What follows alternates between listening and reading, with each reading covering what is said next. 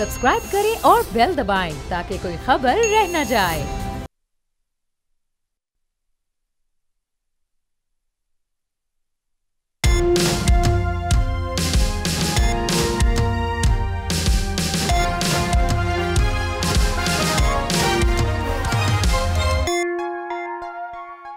बिस्मिल्लाहिर्रहमानिर्रहीम, अस्सलामुअलैकुम। आप देख रहे हैं प्रोग्राम तब्दीली और मैं हूं आपका मेजबान सलमान मिर्जा। मुल्क की मौजूदा सियासी सूरत हाल है क्या? सियासी तोड़फोड़ के बाद होने वाली जोड़ तोड़ बहुत से सवालात को जन्म दे रही है, क्योंकि माजी की सियासत और इंतखाबी मुहिम का जायजा लें तो मालूम होता है कि सियासी जमातों ने अपनी कारकर्दगी से ज्यादा मुखालिफिन की खामियां गिनवाई हैं, इल्जामात की सियासत को फरोग दिया है और आवाम की हमदर्दियां समेटी हैं। पीपल्स पार्टी ने मुस्लिम लीग नून की मुखालिफ मुहिम चलाई, करप्शन के इल्जामात लगाए और मकबूलियत हासिल की। नून लीग ने पीपल्स पार्टी के खिलाफ मुहिम चलाई, टारगेट किया और वोट हासिल किए। यही रिवायत साबिक हुक्मरान जमात ने भी बरकरार रखी। उन्होंने नून लीग, पीपल्स पार्टी, काफ लीग, JUI सबको ही आड़े हाथों ले लिया। मगर इस वक्त सूरत हाल बड़ी मुख्तलिफ है, क्योंकि PDM या उसके इत्तेहाद में वो तमाम सियासी जमातें शामिल हैं जो माजी में एक दूसरे के शदीद मुखालिफ रहे हैं और अब इलेक्शन कभी भी अनाउंस हो सकते हैं। क्या मुल्क की तमाम सियासी जमातें एक दूसरे के खिलाफ बयानबाजी, इल्जाम तराशी करना बंद कर देंगे? एक दूसरे को टारगेट नहीं किया जाएगा? और अगर ऐसा नहीं तो फिर अवाम के पास क्या बयानियां लेकर जाएंगे? क्या नून लीग पीपल्स पार्टी के कंधे पर बंदूक रखकर चलाएगी? पीपल्स पार्टी क्या करेगी? पाकिस्तान तहरीक इंसाफ के मुनहरिफ अराकीन एंटी PDM बयान रखते हैं, जिससे उनके पास चॉइसेस यकीन जानिए थोड़ी कम रह जाती हैं, क्योंकि PDM के अलावा इस वक्त दो सियासी जमातें हैं, एक काफ लीग है, दूसरा पीपल्स पार्टी है, और ये PDM का हिस्सा नहीं मगर इत्तेहादी जरूर है और बहुत से इलेक्टेबल्स तेजी से इन दोनों जमातों में शामिल हो रहे हैं। क्या काफ लीग फिर से किंग्स पार्टी बनने जा रही है? चौधरी सरवर काफ लीग में इस वक्त काफी ज्यादा सरगर्म है और जोड़ तोड़ की सियासत में कलीदी किरदार अदा कर रहे हैं। दूसरी जानिब जनाब पाकिस्तान पीपल्स पार्टी पंजाब में अपना खोया हुआ मकाम हासिल करना चाहती है और इसीलिए आसिफ अली जरदारी साहब ने जल्द एक बड़ी सियासी जलसे का फैसला कर लिया है। उधर जहांगीर तरीन अब ग्रुप नहीं बल्कि सियासी जमात का रूप धारने वाले हैं, जिसके बाद सियासी जमातों में कड़े मुकाबले की तवक्को है। मगर सियासी जमातें के कायदीन आइंदा इंतखाबात में कितना असरअंदाज होंगे? मौजूदा हम ख्याल इलेक्शन में क्या कमाल कर दिखाएंगे? और इस पूरे मंजरनामे में हुक्मरां जमात नून लीग तंजीम साजी में इस तरह से मुतहरिक नहीं है जिस तरह से दीगर जमातें हैं, तो ये नून लीग के क्या एक लम्हा फिक्रिया है या फिर ये उनकी कोई सियासी हिकमत अमली है? इन तमाम चीजों पर जनाब राना एहसान इस वक्त मेरे साथ मौजूद है, मुस्लिम लीग नून के रहनुमा है। मुराद राज भी थोड़ी देर में मुझे ज्वाइन करेंगे, उनसे भी जरा मजीद बात करेंगे। स्टार्टिंग फ्रॉम यू राना साहब, अस्सलाम वालेकुम, कैसे हैं सर आप? वालेकुम सलाम, आप खैरियत से हैं? अल्लाह का शुक्र है सर। ये बताइएगा पंजाब में अब सियासी माहौल काफी ज्यादा तेजी से बदलता चला जा रहा है। हम देख रहे हैं जनाब एक नई सियासी जमात भी आने जा रही है। अक्सर लोग धड़ाधड़ पाकिस्तान तहरीक इंसाफ से निकल के ये कह रहे हैं कि जनाब वो जहांगीर तरीन साहब की तरफ जालेंगे और फिर अभी मुराद राज साहब भी होंगे, आज उनकी मुलाकात भी हुई है, क्या फैसला हुआ? लेकिन नून लीग उतना पंजाब में वैसे मुतहरिक नजर नहीं आती, क्या वजह है सर? देखें, असल में एक जमात जो बनाई गई, जिसको जोड़ा गया और खड़ा किया गया, क्योंकि पीपल्स पार्टी और PMLN COD के चार्टर ऑफ डेमोक्रेसी के अंदर थे, तो ये 11 साला मंसूबे के तहत PTI को बनाया गया, खड़ा किया गया। सही है। आज वो जमात 9 मई के वाकयात के बाद डिसइंटीग्रेट हो रही है और जितनी तेजी से वो डिसइंटीग्रेट हो रही है शायद ही कोई जमात हुई हो। तो वहां अब एक डेफिनेटली एक खला तो पैदा हुआ है और उस खला को जो है वो पुर करने के लिए बहुत सारी कुव्वतें हैं, जो पार्टीज हैं, जिस तरह काफ लीग है जो खुद एक टूट फूट का शिकार हुई, उनके फैमिली के अंदर एक बहुत बड़ी डिवीजन आई, वो भी मुतहरिक है, वो चाह रही है कि वो लोगों को जो जो जो पत्ते गिर रहे हैं उनको समेटें। इसी तरह जहांगीर तरीन ग्रुप जो कि जो है वो टिकटें बल्कि घेर रहा था, जहाजों में इकट्ठा करके PTI के पहले किसी और के लिए अब अपने लिए कर रहे हैं अब वो अपने लिए कर रहा है। अच्छा। तो डेफिनेटली जो टूट फूट की एक जमात शिकार है उससे बहुत लोग मुस्तफीद होने की कोशिश कर रहे हैं। सही है। अब वो PMLN की जब बात आती है तो PMLN जो है उसके पास गुंजाइश नहीं है। उसकी जो बस है उसकी अगर उसमें 50 सीटें हैं तो वहां 52 लोग जो हैं वो पहले ही 50 सीटों पे बैठे हुए हैं। अच्छा। और एक कतार लगी हुई है कि 50-60 और लोगों की के 100% कैपेसिटी फुल है और 100% लोग वेटिंग में। तो अब वो जो नई पतझड़ है, अब उधर से कितने लोग इकट्ठे करके हम अंदर डालें और जो पुराने लोग जिन्होंने बड़ी मेहनत की पार्टी के लिए खड़े रहे, तो फिर ये हमारे लिए बड़ा मुश्किल हो जाएगा कि हम लोगों को एडजस्ट करें। अच्छा सर, लेकिन एक सवाल ये भी है ना राणा साहब, आपकी बात बिल्कुल दुरुस्त है, लेकिन अगर थोड़ा सा मैं पीछे आपको जाऊं, आपकी पंजाब में हुकूमत थी अभी रिसेंटली, जब इलेक्शंस भी हुए, बाय इलेक्शंस भी हुए, और उस बाय इलेक्शंस में हमने देखा कि जो 25 अराकीन थे तहरीक इंसाफ के, जो मुनहरिफ हो गए थे। हम अगर पंजाब की सियासत की पर्टिकुलर बात करें ना, तो इलेक्टेबल्स का जिक्र किया जाता था कि इलेक्टेबल्स जिस भी सियासी जमात में जाएंगे जनाब, अपने हल्के से वो जीतेंगे और फिर उस पार्टी को फायदा होगा जिस पार्टी में वो जाते हैं। लेकिन जब 25 अराकीन ने तहरीक इंसाफ को छोड़ा, उसके बाद जो बाय इलेक्शंस 20 सीटों पर हुए थे, उसके बाद से आपकी हुकूमत चली गई थी सर, तो उन 20 में से 15 सीटें तहरीक इंसाफ ने जीतनी थी।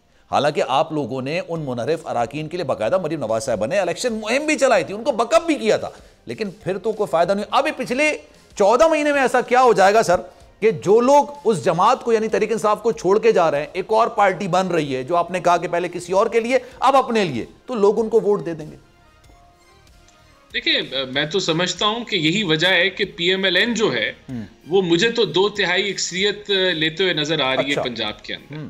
बिल्कुल यही वजह है, आपने बिल्कुल ठीक पिन पॉइंट किया कि जमातें अगर कोई लोग इकट्ठे कर भी ले, पतझड़ के पत्ते इकट्ठे कर भी ले, तो उसका कितना फायदा उनको मिल जाएगा, उस जमात का वोट बैंक कितना मौजूद होगा पंजाब के ओवरऑल सिनारियो के अंदर। वो एकदम से वोट बैंक नहीं बन जाता कि चंद लोग जो हैं, जो जिस तरह आपने कहा इलेक्टेबल्स भी हों, ए ग्रेड कैंडिडेट्स भी हों, तो वो अगर एक जगह पे जाके इकट्ठे हो जाएं और उस पार्टी की पॉपुलर सपोर्ट ना हो, तो उसको जीतना बड़ा मुश्किल होगा। यही वजह है कि मैं समझता हूं कि पीएमएलएन जो है उसका चांसेस अब 2/3 अक्सरियत के जो हैं वो बढ़ गए हैं, और हमारे साथ भी बहुत सारे लोग राब्ते में हैं जो आगे पीछे हुए हैं। लेकिन ये कि हमारे लिए बड़ा मुश्किल है। हमने एक बैड एक्सपीरियंस जो हुआ हमारे साथ, वो आपने उसका जिक्र खुद कर दिया कि उनको जब हमने टिकटें दी तो पब्लिक ने या हमारी पार्टी मेंबर्स ने उसको इस तरीके से एक्सेप्ट नहीं किया, पार्टी वर्कर्स ने, और उन्होंने फिर उस इलेक्शन में वो रिजल्ट नहीं। अच्छा सर, राणा साहब, मुराद राज साहब ने भी मुझे ज्वाइन कर लिया, मैं जरा उनको भी शामिल गुफ्तगू करूंगा। लेकिन आप जो बड़ी खबर दे रहे हैं ना राणा साहब, कि अगले पंजाब में आपकी हुकूमत होगी और 2/3 अक्सरियत से आपकी हुकूमत होगी, लेकिन सवाल सर ये पैदा होता है, who will be the face? आप सीएम के लिए किसका फेस होगा, पीएम के लिए किसका फेस होगा? क्योंकि इससे पहले तहरीक इंसाफ ने, जाहिर सी बात है, पंजाब में हुकूमत बनाई, किसी को नहीं पता था कि जनाब वहां का वजीर आला कौन होगा, और फिर ऐसा वजीर आला है जो जानता ही नहीं था किसी चीज को। तो अब कौन होगा सर, ये बात आपने फैसला कर लिया या इलेक्शन जीतने के बाद ही करेंगे? देखिए, अभी करंट सिनारियो में देखें तो हमजा शहबाज शरीफ जो हैं वो ऑपोजिशन लीडर रहे हैं, और उनका वही सीएम के हमारे कैंडिडेट थे। जब दूसरी दफा भी हमारा चांस बन रहा था तो वही सीएम के कैंडिडेट थे। अच्छा। लेकिन देखिए, उसके अलावा अगर पार्टी लीडरशिप हमारा कोई फैसला करती है तो वो सबको कबूल होगा। हमारी पार्टी के अंदर बहुत सारे कैंडिडेट्स हैं, लोग हैं जो कि इस स्पॉट के लिए मुनासिब हैं, उनका सीनियरिटी लेवल, उनका सियासत में एक्सपीरियंस, तो मैं समझता हूं कि हमारे लिए ये कोई इशू नहीं है।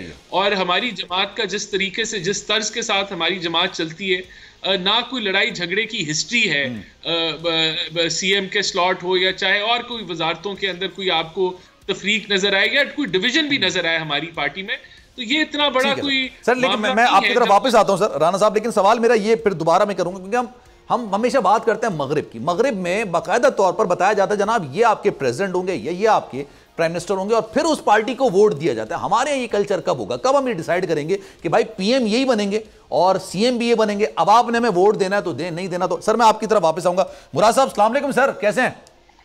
वालेकुम सलाम। सर मुराद साहब, आज मुलाकात हुई आपकी, जा रहे हैं सर फिर? सर किससे मुलाकात हुई? सर जहांगीर तरीन साहब से। और नहीं, मेरी तो किसी से मुलाकात। अच्छा, आपकी नहीं हुई? नहीं, मेरी नहीं। मुलाकात करने का हमारे में से नहीं, अभी हमारा कोई इरादा नहीं इस तरह का। और जाने का भी इरादा नहीं? फिलहाल हमने कोई ऐसी चीज डिसाइड की नहीं। अच्छा, अब जैस्मीन से, हमारी एंकर हैं, उनसे तनवीर इलियास साहब गुफ्तगू कर रहे थे, उन्होंने ये बात बोली कि आप लोग जा रहे हैं वहां पे, तो आप तरदीद करते हैं, तस्दीक करेंगे?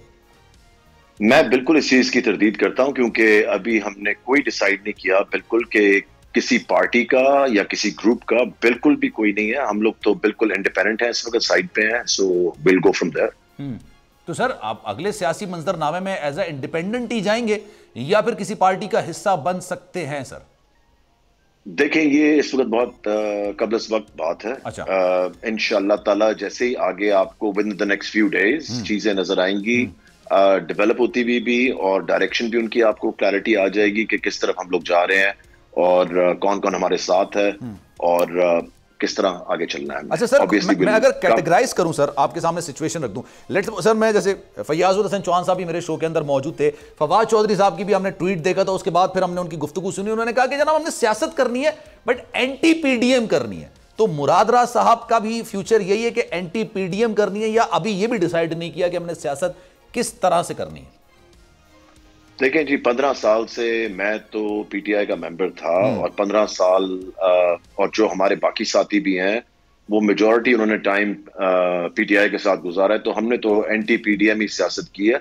या देखिए, इट्स नॉट एंटी पीडीएम, जिसने इस मुल्क को जहां तक जिस नहज पे ले आए हैं और सब चीजें, और जो जो उसका कसूरवार है हम तो उसके खिलाफ, वो एंटी पीडीएम हो, जो भी एंटी हो, हम तो इन द सेंस के भी हमने तो पॉलिटिक्स उसी बेस पे करनी है। ठीक है। और सर यहाँ पर एक सवाल ये भी उठता है, आपने बात बिल्कुल दुरुस्त की, आपका अपना इस्तेहकाक है, आपकी मर्जी है कि आप कहाँ जाना चाहते हैं, किस तरफ जाना चाहते हैं और किसके मुखालिफ आप जो है वो इलेक्शंस लड़ना चाहते हैं। लेकिन सर बुनियादी सवाल ये भी है ना कि अभी जब पंजाब में बाई इलेक्शंस हुए थे 20 सीटों के अंदर, जो मुनहरिफ अराकीन थे जो तहरीक इंसाफ को छोड़ के गए थे, उसके बाद फिर क्या हुआ सर? उन लोगों को वोट नहीं पड़े, हालांकि मरीम नवाज साहब ने उनके लिए इलेक्शन मुहिम चलाई। तो सर ये पिछले 2 महीने के अंदर ऐसा क्या हो जाएगा कि आपको लगता है कि फिर आपको वोट पड़ेंगे? देखें, ये सारे फैसले जो हैं इंशाअल्लाह ताला आपके सामने आएंगे और अभी कबल अज़ वक्त इन चीजों पे बात करना, इलेक्शन अभी ना अनाउंस हुआ है, ना किसी को इतना ज़्यादा नजर आ रहा है कि इलेक्शन आ रहा है। आपको ये सारी चीजें मैं बता दूं कि कुछ दिनों के अंदर आपके सामने आएंगी और हम इनको अनवेल करेंगे आपके सामने, एंड इंशाअल्लाह ताला आपको पता लगेगा कि हमारी डायरेक्शन क्या है। डायरेक्शन तो है कि हमारे पॉलिटिक्स जो करनी है वो हमने करनी है जो पीडीएम ने इस मुल्क के साथ किया है। अच्छा, पॉलिटिक्स की बेस हमारी वही है, मगर किस तरह आगे चलना है, किसके साथ चलना है, टेबल पे बैठ के किससे बात करनी है, किससे नहीं करनी, इस पे भी हमने कोई फैसला सर, फिर ऑप्शन आपके पास जहांगीर साहब के पास जाने के अलावा कोई बचता है नहीं ना। अगर आप एंटी पीडीएम करेंगे तो या तो कुछ पीडीएम का हिस्सा है या कुछ उनके इत्तेहादी। अगर मैं काफली की भी बात करूं तो उनके भी जो 2 मेंबर्स हैं वो कैबिनेट का इस वक्त हिस्सा है, पीपल्स पार्टी इत्तेहादी है, पीडीएम के अंदर मुस्लिम लीग नून है, मौलाना फजल रहमान भी उनके इत्तेहादी हैं। तो सर फिर जहांगीर तरीन ही बचते हैं, इसके अलावा और कोई बचता नहीं है। मेरे ख्याल से उधर भी राजा रियाज साहब हैं जो कि काइंड ऑफ पीडीएम का हिस्सा ही हैं। सो इसलिए देखते हैं अभी कि उधर भी क्या सिचुएशन बनती है, क्या नहीं बनती।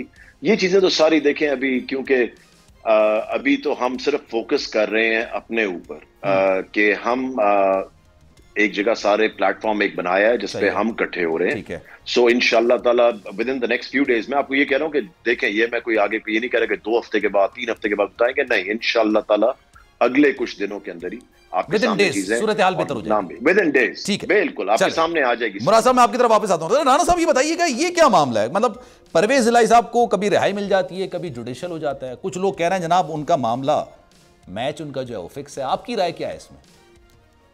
देखिए, परवेज इलाही साहब के ऊपर संगीन करप्शन के इल्जामात हैं। उनके प्रिंसिपल सेक्रेटरी गालिबन उनका नाम भट्टी साहब है, जो कि पूरा नाम मेरे जहन में नहीं आ रहा, लेकिन वो ये कि उन्होंने बहुत सारी चीज़ों का इतराफ़ किया है, बहुत सारी चीज़ों को एक्सेप्ट किया है। तो ये तहकीकात जो हैं वो उनकी अभी चलेंगी और जो नतीजा आएगा वो देखें, अदालतों में वो पेश हो रहे हैं और अदालती कार्रवाई जारी है। तो मेरे ख्याल से he will have to face जो ड्यू कोर्स है कानून का, उसके अंदर से वो गुजरेंगे।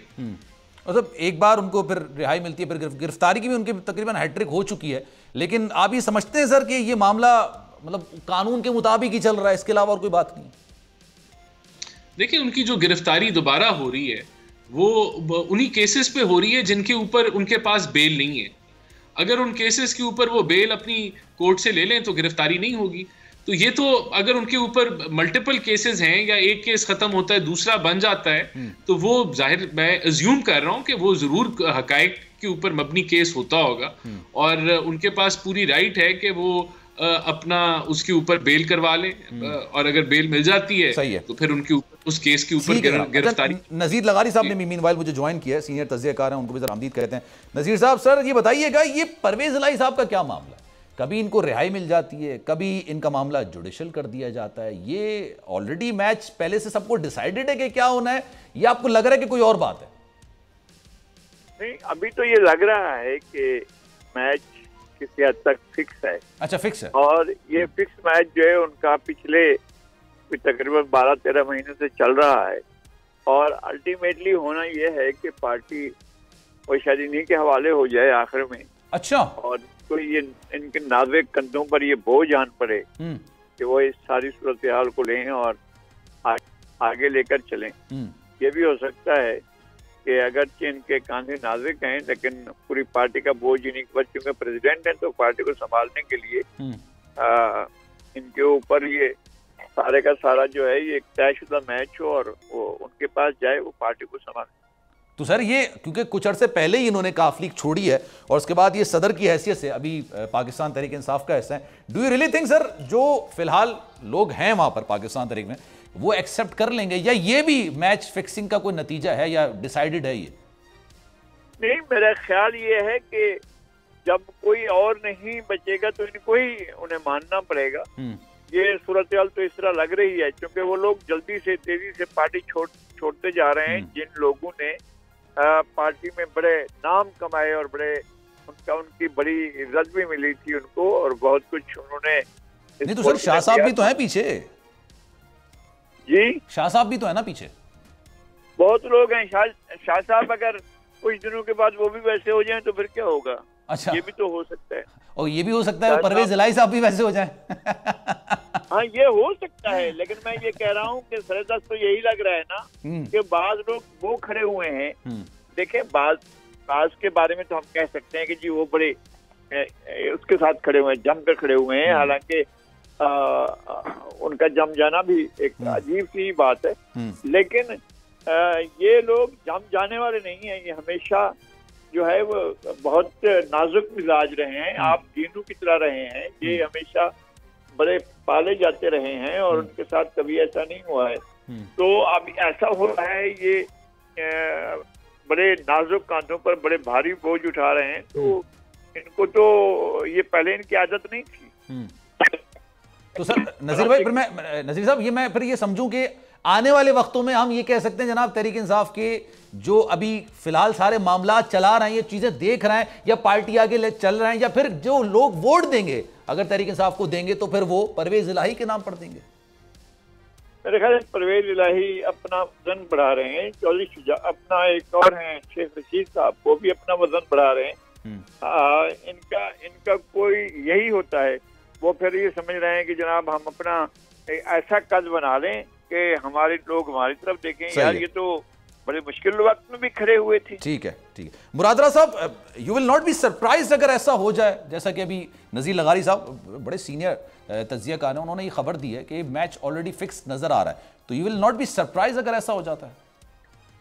देखिए, जिस तरह से पॉलिटिक्स पाकिस्तान में चल रही है, मेरे ख्याल से किसी घंटे में भी कुछ भी हो सकता है। क्योंकि आप देख रहे हैं कि अब पहले तो हम कहते थे ना कि वीक टू वीक चल रही है, मंथ टू मंथ पॉलिटिक्स चल रही है। अब यहाँ पे डे टू डे भी नहीं चल रही, it's from hour to our.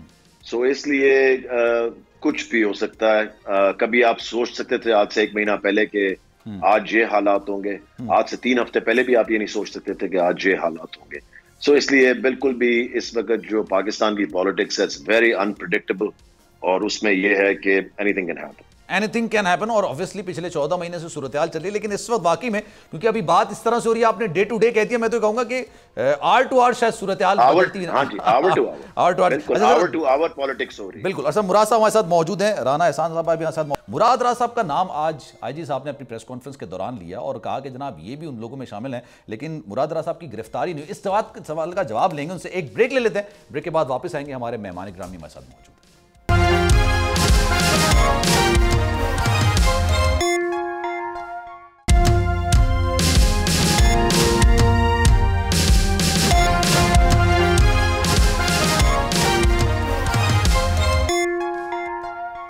जनाब प्रोग्राम एक बार फिर से आपको खुशामदीद कहते हैं। मुराद राज साहब हमारे साथ मौजूद हैं और राना एहसान अफजल भी हमारे साथ मौजूद हैं, उनसे भी जरा मजीद बात करेंगे। राना साहब से भी डिटेल में बात करेंगे कब तक ये मामला चलेगा कि जनाब पार्टी जीत रही है, फिर पार्टी डिसाइड करेगी वजीर आजम कौन है, वजीर आला कौन है। जब इलेक्शन मुहिम चलाई जाती है उसी चीज़ पर ही डिसाइड हो जाना चाहिए। तरक्की याफ्ता ममालिक में ऐसा ही होता है जनाब, ये तरक्की पजीर ममालिक है जहाँ पर ये होता है कि पार्टी जीत रही है, फिर वो डिसाइड करेगी कि जनाब कौन होगा। और हमने पिछले अदवार में देखा कि पाकिस्तान तहरीक इंसाफ जीती और उन्होंने वजीर आला पंजाब एक ऐसे शख्स को लगाया जिसको पहले कोई जानता ही नहीं था, और ऑब्वियसली उस्मान बुज़दार साहब के हवाले से कोई ये प्रिडिक्ट नहीं करता था कि जनाब वो आके ये 12 करोड़ आबादी का जो सूबा है उसको लीड करेंगे। फिर क्या कुछ होता रहा ये सब आपके सामने है। लेकिन मैं चाहूंगा मुराद राज साहब से पहले जरा मैं सवाल करूं। मुराद राज साहब, आपने आईजी साहब की प्रेस कॉन्फ्रेंस देखी आज, आपका नाम इत्तेफाकिया तौर पर चला है या गैर इत्तेफाकिया तौर पर चला है, या आप गिरफ्तारी क्योंकि आपकी नहीं हुई?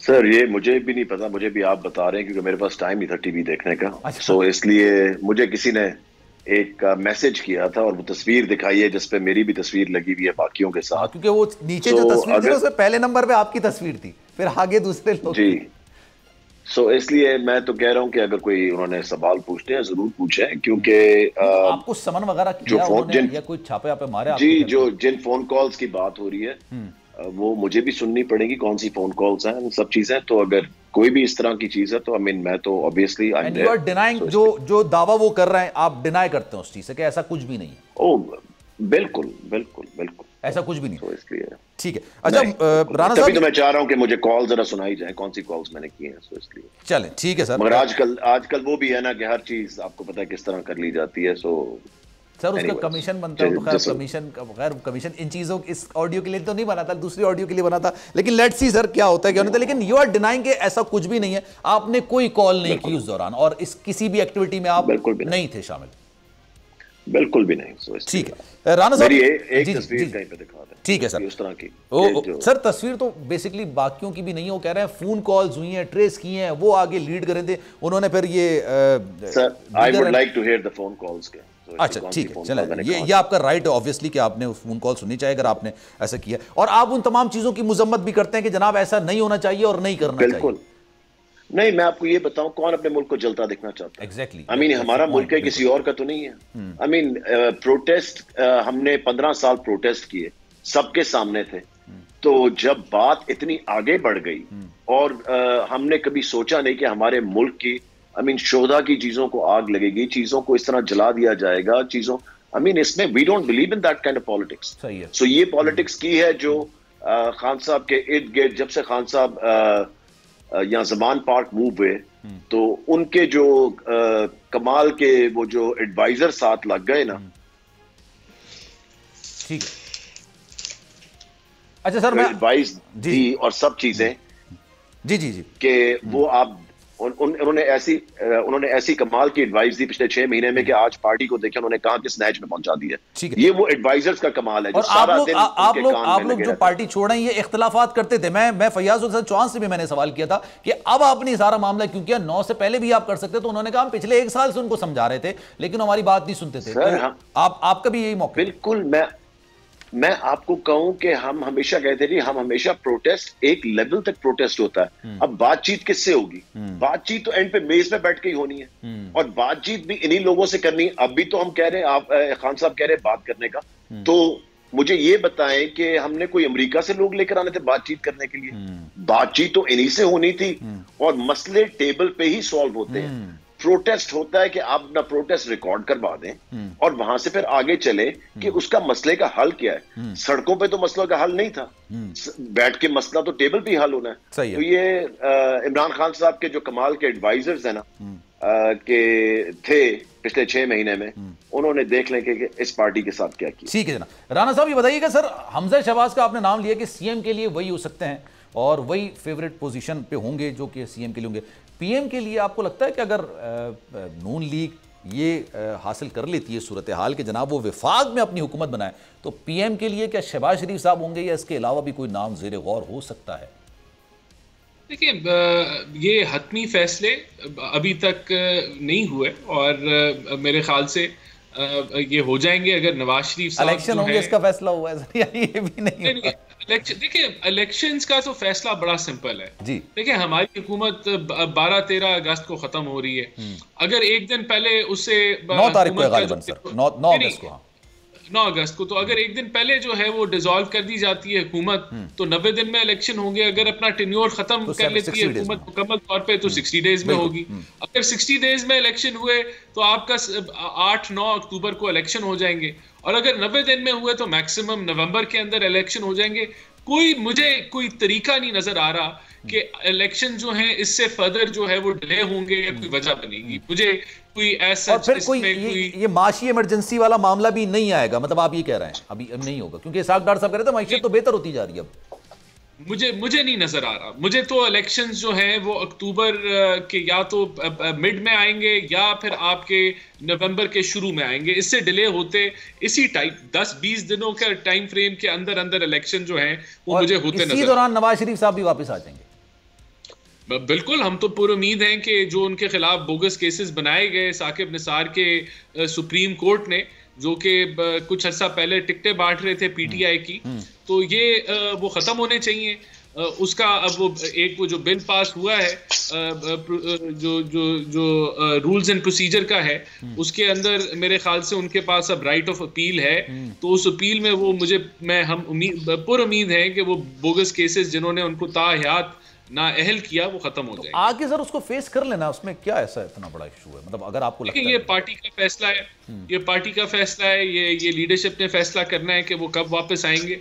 वर्कर्स की ख्वाहिश है, पीएमएलएन की ख्वाहिश है कि वो जल्द अज जल्द पाकिस्तान में अपने, अगर आप लोग सियासत बना लेते हैं सर, उस वक्त फिर मरियम नवाज को कहां देख रहे हैं? अगर आप इसमें हुकूमत बनाने में कामयाब हो जाते हैं, लेट्स सपोज, अगर देखिए मरियम नवाज पीएमएलएन की तरफ से पाकिस्तान की मुस्तकबिल हैं, और वो उनको जो है वो हम लीड करते हुए देख रहे हैं। और ये पार्टी ने फैसला करना है कि वो पंजाब में आके लीड करेंगी या वो वफाक में आएंगी। जो भी ये फैसला हुआ, ये देखिए हमारे पास कोई फुकतान नहीं है लीडरशिप का। हमारे पास बहुत सारी सर, लेकिन वो सारी लीडरशिप एक खानदान के अंदर है ना, ये सवालात आप पर उठते हैं। नहीं, देखिए शाहिद खाकान अब्बासी जो हैं वो शरीफ खानदान का हिस्सा नहीं है। वो प्राइम मिनिस्टर बने। हमारे पास और भी सीनियर क़यादत है, एहसन इकबाल साहब हैं, ख्वाजा आसिफ साहब हैं, दीगर बहुत सीनियर लोग हैं जिन्होंने पाकिस्तान की सियासत के साथ 30-30, 40-40 साल गुजारे। ख्वाजा साद रफीक हैं, राना सनाउल्लाह साहब हैं। ये बहुत एक तवील लिस्ट है क़यादत की। चलिए सर प्रिसाइजली बताइएगा, फिर मुझे ब्रेक पे भी जाना है। फिर अब्बासी साहब का आपने जिक्र किया, अब्बासी साहब नाराज हैं या नाराजगी खत्म हो गई?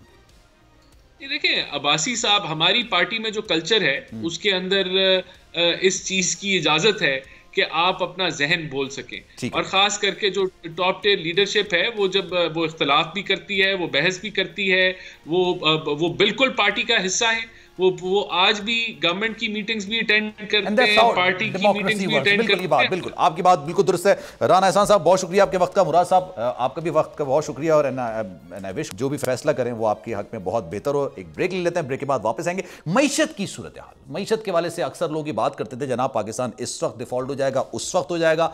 जनाब हफीज पाशा साहब क्या कहते हैं मईशत के वाले से? पाकिस्तान की मईशत इस वक्त किस हाल में है, आने वाले वक्तों में किस हाल में हो सकती है? ब्रेक लेते हैं, ब्रेक के बाद वापस आएंगे। हफीज साहब हमारे साथ मौजूद होंगे, उनसे गुफ्तगू का सिलसिला आगे बढ़ाएंगे।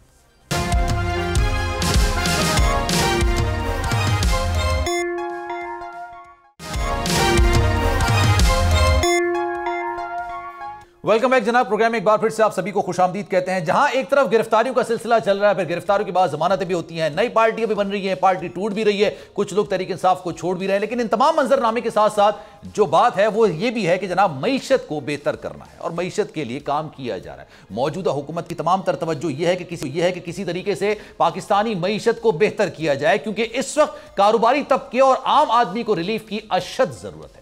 ऐसे में बहुत से सियासतदानों ने मुल्क के डिफॉल्ट होने की पेशगोइयां थी या ख्वाहिशात, मगर शुक्र है कि हम इस डिफॉल्ट की सूरत हाल से निकल आए। दूसरी तरफ वजीर खजाना इसहाक डार की कही बात भी सच साबित होने लगी है। हुकूमत अब IMF के बगैर ही आइंदा माली साल के लिए बजट की तैयारी पर जोरों शोर से काम कर रही है। जहां एक तरफ IMF के साथ नवे जायजे की तकमील ना हो सकी और IMF से किस्त के हुसूल में नाकामी का सामना रहा है, वहीं अब हुकूमत ने IMF के साथ नए प्रोग्राम की उम्मीदें भी वाबस्ता कर ली हैं। और गुज़िश्ता रोज जनाब इसहाक डार साहब ने यह भी कहा था कि शर्म आनी चाहिए उन लोगों को जो कि ये कहते थे कि पाकिस्तान डिफॉल्ट कर जाएगा, हमने पाकिस्तान को डिफॉल्ट होने से बचाया, अब डिफॉल्ट होने का कोई इम्कान नहीं है। इस दावे में कितनी सदाकत है और मईशत क्या वाकई में बेहतरी की तरफ गामजन है? आने वाला वक्त पाकिस्तानी अवाम के लिए बेहतर हो सकता है? आने वाला बजट किस तरह का हो सकता है? इस पर आज बात करेंगे। हफीज पाशा साहब मौजूद हैं, किसी तारुफ के मोहताज नहीं है। पाशा साहब अस्सलाम वालेकुम सर, ये बताइएगा, गुज़िश्ता रोज इसहाक डार साहब की आपने प्रेस कॉन्फ्रेंस देखी होगी, उन्होंने कहा जनाब 6 महीने से ये बातें की जा रही हैं, पाकिस्तान आज डिफॉल्ट होता है, कल डिफॉल्ट होता है, श्रीलंका जैसी सूरत हाल बन जाएगी, नहीं बनेगी। सबसे पहले बताएं सर, ये पाकिस्तानी मईशत के लिए अच्छा साइन है जो इसहाक डार साहब ने कल कहा, या फिर जो उन्होंने बात की वो अफसानी बातें थी, हकीकत का उससे कोई ताल्लुक नहीं? बिस्मिल्लाहिर्रहमानिर्रहीम। यकीनन हुकूमत ने जब से आई हैं और हालात खराब होते गए हैं, अब आप ये देखिए कि इस साल के आगाज में हमारे रिजर्व्स जो थे वो 9.8 अरब डॉलर थे और आज पोजीशन ये है कि वो सिर्फ 4 अरब डॉलर रह गए हैं, जिससे बड़े मुश्किल से हम 1 महीने के दरामदात कर सकते हैं। तो हालात तो खराब हुए हैं। ठीक है। और अलबत्ता ये बात ज़रूर है कि पाकिस्तान ने अभी तक अपने जो बाहर के पेमेंट के ऑब्लिगेशंस हैं, रीपेमेंट हो या इंटरेस्ट हो, उनको हम पूरा करते रहे हैं। इस लिहाज से पाकिस्तान दिवालिया तो नहीं हुआ है, मगर खतरा ये है कि चूंकि रिजर्व्स आपके इस हद तक गिर चुके हैं कि आने वाले दिनों में अगर नया पैसा पाकिस्तान में इतना नहीं आता है जितना हमें ज़रूरत है अपने कर्जों की वापसी और सूद की, तो फिर हम दिवालिया के करीब और जा सकते हैं। अच्छा। तो इसलिए इस वक्त कहना कि हम बिल्कुल परमानेंटली निकल आए हैं, ये जरा नामुनासिब। सर इसी चीज का जिक्र उन्होंने गुज़िश्ता रोज किया, कहा कि पाकिस्तान के डिफॉल्ट होने की बात की जाती है और ये कहा जाता है कि जनाब इतना हमारे पास कर्जा है, तो उन्होंने कहा कि जनाब इतना कर्जा है तो ट्रिलियन अरबों के जो है ना हमारे पास असासे भी मौजूद हैं, और फिर ये पाकिस्तान जो आप कह रहे हैं कि अदायगियां करेगा, 4 अरब डॉलर्स पाकिस्तान के रिजर्व्स मौजूद हैं, 3.8 तक आ गए थे, थोड़ी बेहतरी आई है, तो फिर ये सर ये जो हमने पेमेंट्स करनी है ये कैसे करेंगे?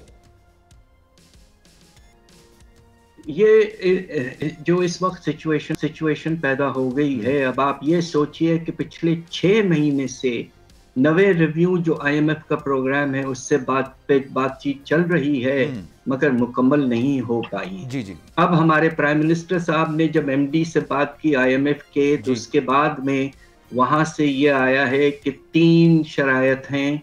एक तो ये कि हम रुपए की कदर जो है उसको मार्केट डिटर्मिन्ड रखें और उसको आर्टिफिशियली कंट्रोल ना करें। ठीक है। दूसरी तरफ बजट जो आए वो मुनासिब हो, ये ना हो कि इलेक्शन वाला बजट आ जाए और आप बजट में कोशिश ये करें कि स्टेबिलिटी की तरफ जाएं और खसारा जो है वो कम हो। और तीसरी बात जो उन्होंने कही है, जिसका आपने अभी जिक्र किया है, एक्सटर्नल फाइनेंसिंग रिक्वायरमेंट्स किस हद तक पूरे हुए हैं वो हमें पता करना है। देखिए बात यह है कि अगर IMF का प्रोग्राम जो कि इस महीने के एंड में ख़त्म हो रहा है, तो अगरचे इस वक्त हम आगे नहीं बढ़ते हैं, तो उसके बावजूद अब आप देखिए कि जून के एंड में तो प्रोग्राम खत्म हो जाएगा, उसके बाद क्या नए सिरे से शुरू होगा। खतरा इस बात का ज्यादा है कि अगर जून 30 के बाद IMF का एक और नया प्रोग्राम नहीं आता है, फिर तो बाहर से जो मल्टीलैटरल डोनर्स हैं, जिस तरह वर्ल्ड बैंक है, एशियन डेवलपमेंट बैंक है, एशियन इंफ्रास्ट्रक्चर इन्वेस्टमेंट बैंक हैं, ये भी पैसा पाकिस्तान को भेजना रोक देंगे। हमारे पास इस वक्त पोजीशन ये है कि जो प्राइवेट क्रेडिटर्स हैं, यानी कि कमर्शियल बैंक्स और आपके बॉन्ड्स की फ्लोटेशन, इससे हम बिल्कुल इस साल कोई नया पैसा मुल्क में नहीं ला जनरेट ही नहीं कर सके। सही बात। इसलिए ये बहुत ही परेशान कुन बात होगी कि जब आपके बायलैटरल और मल्टीलैटरल फ्लोज भी काफी हद तक रुक जाएंगे, IMF की छतरी अगर मौजूद सही ना। सर बात आपकी दुरुस्त है, लेकिन सर ये जो बॉन्ड्स का आपने जितनी जगह पे, लेकिन फिर IMF ने भी कहा ना मुल्क में सियासी इस्तेहकाम लाएं, तो सर ये भी जो आप खदशात का जिक्र कर रहे हैं, ये उस डोमेन के अंदर आता है या नहीं आता, या फिर इसको आप मुदाखलत कह सकते हैं, क्या कहेंगे इसको? ये देखिए, ये विद ऑल ड्यू रिस्पेक्ट ये नामुनासिब स्टेटमेंट था IMF का। ठीक है, सही। IMF जो है वो एक मुल्क से उसका ताल्लुक होता है, एक हुकूमत से नहीं होता। ओके, ठीक है। और अब बात यह है कि पाकिस्तान के अंदरूनी हालात, अल्लाह के फजल से हम बस दुआ कर सकते हैं कि अल्लाह करे जल्द से जल्द बेहतरी की तरफ जाएं। इस वक्त बहुत परेशानी ज़रूर है। मेरा ख्याल ये है कि उनका मोटिवेशन सिर्फ ये था कि अगर सियासी स्टेबिलिटी आ जाती है तो उससे माशी स्टेबिलिटी में भी इजाफा होगा, इसलिए शायद उन्होंने इस बात का जिक्र किया है, मगर इस तरह कहना नामुनासिब। तो सर, ये अमेरिका और चीन के जो माशा आप कह लें या सूरत हाल कह लें या दीगर मामलात कह लें, वो कशीदगी का शिकार हैं, तो क्या ये एक वजह है कि पाकिस्तान को किस्त जारी नहीं की गई, और शायद अब तो उम्मीद भी नहीं है कि जारी की जाएगी, तो क्या ये वजह हो सकती है? जी यकीनन हो सकती है, इसलिए कि पिछले कुछ सालों से चाइना ने पाकिस्तान को बहुत साथ दिया। अच्छा। सीपेक में भी साथ दिया, और साथ साथ हम चाइनीज फर्म्स जो हैं उन्होंने पाकिस्तान के पावर सेक्टर में बेपनाह इन्वेस्टमेंट करके पाकिस्तान का लोड शेडिंग का मसला खत्म करने में बहुत बड़ा हाथ दिया है। हमें अब चाइना का शुक्रिया अदा करना चाहिए। और आप देखिए, पिछले हफ्तों में भी चाइना ने एक गैर मामूली सी चीज की है कि कमर्शियल बैंक ICBC का लोन जो हमने वापस किया था उसको उन्होंने रोल ओवर करके कुछ पैसे वापस भेज दिए हैं, तकरीबन $900 मिलियन, और इंशाल्लाह और $300 मिलियन भी आएंगे। मगर इंटरनेशनल कम्युनिटी को देखिए तो IMF में बोर्ड के मेंबर्स तो चाइना और अमेरिका दोनों हैं। अलबत्ता अमेरिका सबसे बड़ा बोर्ड का मेंबर है। तो इस वक्त ये देखिए कि सारी दुनिया भर में हालात जो हैं बड़े मुश्किलात की तरफ जा रहे हैं। बहुत से नए मुल्क जो हैं वो डिफॉल्ट की तरफ जा रहे हैं। तो इस वक्त इंटरनेशनल कम्युनिटी को मिलजुल कर काम करना चाहिए और इस तरह पोलर बातें नहीं होनी चाहिए। अलबत्ता IMF की जो सख्ती है, मैं ये समझता हूँ उसकी वजह कोई जियोपॉलिटिकल नहीं है। उसकी वजह यह है कि पाकिस्तान जो है उसका रिकॉर्ड जो है इम्प्लीमेंटेशन का, रिफॉर्म्स, वो कोई अच्छा नहीं है। सही है सर। हम कुछ अरसा करते हैं और फिर छोड़ देते हैं। पिछली हुकूमत ने तो आखिरी वक्तों में बहुत बुरी तरह से प्रोग्राम को वायलेट किया था। ठीक है। फिर सितंबर के बाद जब तब्दीली आई हमारे फाइनेंस मिनिस्टरशिप में, तो उसके साथ साथ पॉलिसीज में भी तब्दीली आई जो कि IMF से मुख्तलिफ थे। तो IMF की सख्ती इसलिए भी है कि पाकिस्तान के हालात हद से ज्यादा खराब हैं, और दूसरी तरफ हम जो हैं इम्प्लीमेंटेशन, जो अग्रीड रिफॉर्म्स जिनको हम लिख के देते हैं कि हम करेंगे, वो नहीं करते, वो बाज़ वक़्त हम नहीं करते। हमारी क्रेडिबिलिटी बहुत मुतासिर होती है उससे, इस लिहाज से। तो मैं समझता हूँ सख्ती की वजूहात जो हैं, तो सर ये डायरेक्टली ये जो सारे मसाइल का आप जिक्र कर रहे हैं, लेकिन सर इसी दौरान अब हम 1 महीने का शायद वक्फा रह गया, उसके बाद तो फिर बजट पेश करना है। तो आपको लगता है कि आवाम को रिलीफ देने वाला बजट हुकूमत दे सकती है इस सारी मुश्किलात और परेशानियों के बावजूद? हम बस ये उम्मीद कर रहे हैं कि ये बजट जो आएगा, यकीनन इस वक्त पाकिस्तान के अवाम बहुत बड़े मुश्किलात में फंसे हुए हैं, तो यकीनन किसी न किसी तरीके से रिलीफ तो हमें देना है। ख़ास तौर पे हमें कोशिश ये करना चाहिए कि मिनिमम वेजेस बजट में अनाउंस करें प्रोविंशियल हुकूमतें कि कम से कम 40,000 रुपये पे ले जाएं, और दूसरी तरफ खाने पीने की अशिया की कीमतों को कम करने की कोशिश की जाए। सही है। साथ साथ अगर इकोनॉमी को स्टेबल रखना है, और ऐसा ना हो कि आपने डेफिसिट इतना बढ़ा दिया कि बाद में चल के रुपए को छापने के बाद आपके इन्फ्लेशन और अफरात ज़र में फिर से इजाफा हो जाए। तो इसलिए आपको ये करना चाहिए कि जिसे हम कहते हैं प्रोग्रेसिव टैक्सेशन, यानी कि जो अमीर तबका है पाकिस्तान का, जिसको बेशुमार मरात मिले हुए हैं, उनको अब वक्त आ गया है कि उनको कम करें। दूसरी तरफ हमारी फेडरल हुकूमत जो है वो बेतहाशा फैल चुकी है। 18वीं तरमीम के बाद में ख्याल ये था कि फेडरल हुकूमत छोटी होगी और प्रोविंशियल गवर्नमेंट ज्यादा काम करेंगे, सर्विसेज डिलीवर करेंगे, मगर ऐसा नहीं हुआ है। तो अब वक्त आ गया है कि बड़ा आपका प्रोग्राम होना चाहिए कि हम फेडरल गवर्नमेंट के जो खर्चे हैं वो और सर ये मुनासिब तरीके से काफी कम करें इस बजट में। तो अगर आप ये दो चीजें कर लेते हैं, प्रोग्रेसिव टैक्सेशन और कट इन एक्सपेंडिचर, तो इंशाल्लाह गुंजाइश पैदा हो जाती है बजट में कि आप एक तरफ तो खसारा कम करेंगे, साथ साथ आप अच्छा खासा बड़ा रिलीफ प्रोग्राम ला सकते हैं।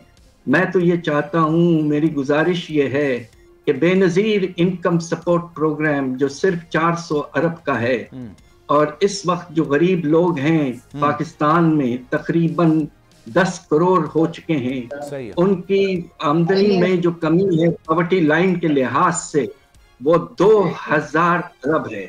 तो आप सिर्फ 400 अरब कैश ट्रांसफर्स कर रहे हैं, इसको बजट में मुनासिब तरीके से बनाएं और इसको 800 अरब तक ले जाएं। ठीक है, अगर इस तरह का बजट लाएंगे जिसमें आप मुनासिब टैक्सेशन, एक्सपेंडिचर, इकोनॉमी और रिलीफ को मिलाते हैं, तो ये बेहतरीन और अच्छा ठीक है जनाब बजट साबित।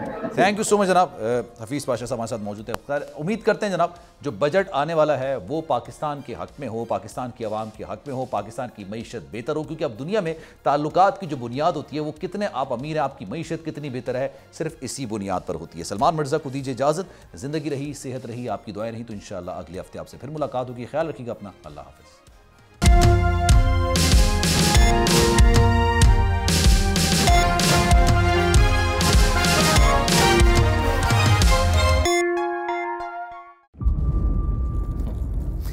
इंतज़ार था ना, चलो इस बार वो करते हैं जो इससे पहले किया ही नहीं। किस्मत की आंखों में आंखें डाल के जीतना होगा। सब में है शेर जैसी राह, जर्रा जर्रा भी हर कंटेस्टेंट को लगेगा पहाड़। लड़खड़ाना नहीं है, खोल दो अपने पंख अगर आसमान छूना है। अबे लग रहा है ये सब पहले भी कहीं सुना है। एंटरटेनमेंट की गारंटी जनाब, क्योंकि यहाँ खेलोगे कूदोगे तो बनोगे नवाब। खुश रहो पाकिस्तान। खुश रहो पाकिस्तान बुध और जुमेरात शाम 7 बजे सिर्फ बोल एंटरटेनमेंट पर। सब्सक्राइब करें और बेल दबाएं ताकि कोई खबर रह न जाए।